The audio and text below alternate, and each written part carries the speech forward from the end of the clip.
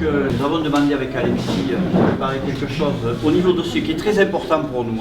Et ça, vous l'avez compris, on l'a bien expliqué à Corinne. Donc, il faut voir pourquoi. Pourquoi il est forcément évident, et je dirais même obligatoire, que pour l'avenir, on travaille ensemble. Il y a vraiment des raisons. Allez, je t'en prie, vas-y. Ouais, je vais simplement déjà commencer par une définition du dictionnaire Le Petit Robert sur le mot écologie. C'est la doctrine visant à un meilleur équilibre entre l'homme et son environnement naturel, ainsi qu'à la protection de ce dernier. Donc en fait, quand on regarde cette définition, on se rend bien compte que le régionaliste est le premier des écologistes, parce qu'il est viscéralement attaché à son territoire, je dirais même à son terroir, qu'il veut protéger coûte que coûte et transmettre aux générations futures. Il sait aussi qu'il faut trouver un équilibre entre les nécessaires activités anthropiques, protection de l'environnement. Et il sait aussi que sa terre à lui ne peut pas survivre si la terre ne peut pas survivre. Parce qu'on vit dans un monde d'échanges globalisés où les interactions sont planétaires. Ce qu'on fait à l'autre bout de la planète a forcément des répercussions localement. Et d'ailleurs, je dois dire qu'on fait souvent un mauvais procès aux régionalistes. Parce qu'on les accuse de vouloir ériger des barrières, de vouloir vivre en autarcie. Alors évidemment c'est complètement fou, on le sait tous, parce que si vous discutez avec un régionaliste, vous constaterez que, en règle générale, il intègre sa région dans un ensemble plus large. L'espace rhénan pour les Alsaciens, le monde celte ou celtique pour les Bretons, et pour nous, provençaux, c'est le monde méditerranéen. D'autre part, le régionaliste, il prend souvent aussi pour modèle une ou des régions d'un pays moins jacobin que la France, qui est organisé en fédération. Par exemple, pour Provence-Nation, le modèle à suivre, c'est la communauté autonome du Pays Basque, parce qu'elle bénéficie vraiment d'une autonomie très très large, notamment fiscale et législative. Et enfin, le régionaliste, il a conscience que ce sont toutes les langues minoritaires du monde, et pas seulement là où les siennes, qui sont en danger d'extinction, et que c'est un trésor, un patrimoine immatériel absolument préservé.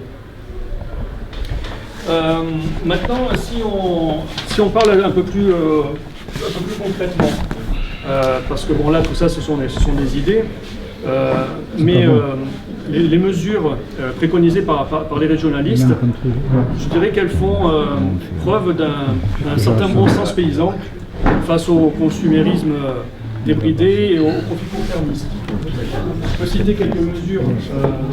Développer les circuits plutôt que de produire à des milliers de kilomètres, d'importer des marchandises via des porte-conteneurs géants, hyper polluants, des poids lourds, stocker les marchandises dans des plateformes logistiques géantes.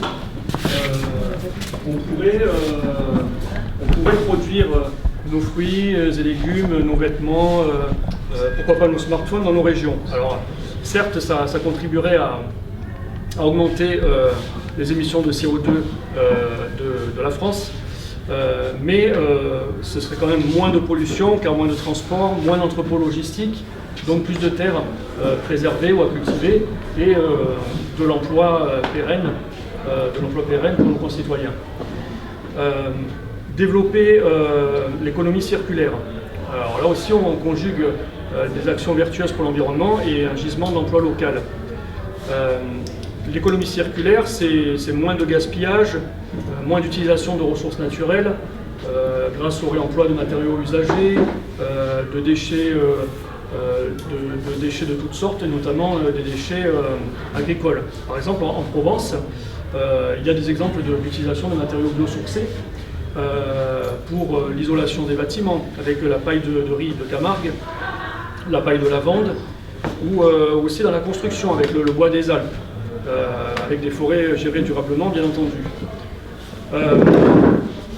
Ensuite, développer les énergies renouvelables. là, l'intérêt, c'est de produire localement l'énergie consommée localement. Quand on parle de Provence, on pense tout de suite au photovoltaïque, mais il y a aussi l'éolien. Alors, c'est vrai que c'est une énergie qui provoque pas mal de débats dans la société, mais bon, ça existe. Et il y a un projet, par exemple, au large de Fos-sur-Mer, un projet d'éolien en mer, d'éolien flottant, qui est une technologie un petit peu différente de celle qui a été utilisée en Loire-Atlantique et qui a fait débat récemment. Bon, cela dit, pour le photovoltaïque et l'éolien, je pense qu'il faut favoriser l'autoconsommation, que ce soit pour les particuliers, les entreprises ou les bâtiments publics. Autre forme d'énergie locale, donc en Provence, vous avez la thalassothermie. Vous avez à deux pas d'ici, sur le périmètre de Méditerranée, 500 000 m² de bureaux et de logements qui seront à terme chauffés et rafraîchis grâce à la température de l'eau de mer qui est utilisée comme source d'énergie. Cette boucle thermique, elle est également utilisée à la Seine-sur-Mer, près de Toulon. Et il y a un projet à Cannes, dans le cadre de la requalification de la Croisette, d'utiliser ce procédé pour climatiser les palaces cannois. Enfin, la lutte contre les résidences secondaires.